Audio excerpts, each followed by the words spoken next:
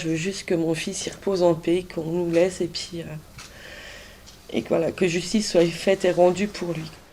Fin janvier, Séverine, la maman de Lucas, cet adolescent de 13 ans qui avait mis fin à ses jours à Golbet 3 semaines plus tôt, espérait une réparation judiciaire à la hauteur. La décision du tribunal pour enfants d'Épinal est tombée ce lundi matin. Les 4 collégiens poursuivis ont bien été reconnus coupables de harcèlement.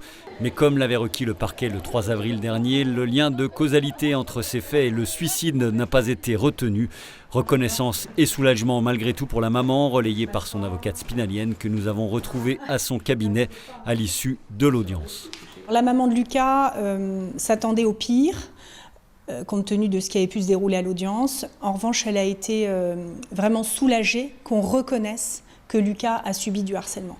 Parce qu'on l'a dit depuis le début, de simples moqueries, mais qui se répètent tous les jours, des insultes homophobes pour certaines, peuvent pas être considérées comme banales et banalisées. Donc elle était très soulagée que ça puisse être reconnu comme étant du harcèlement.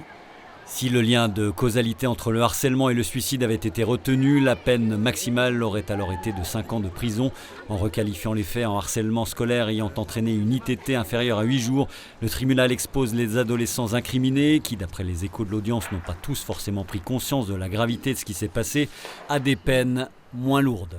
La peine maximale encourue, c'est une peine de 18 mois d'emprisonnement. Évidemment, ce n'est pas la peine qui sera envisagée. En tout cas, je ne l'imagine pas. Il s'agit de jeunes mineurs qui seront vraiment dans une visée éducative. L'idée étant de réfléchir à ce qui s'est passé, à la portée des mots, des infractions commises et puis surtout leur mettre en tête que cela ne doit pas se réitérer.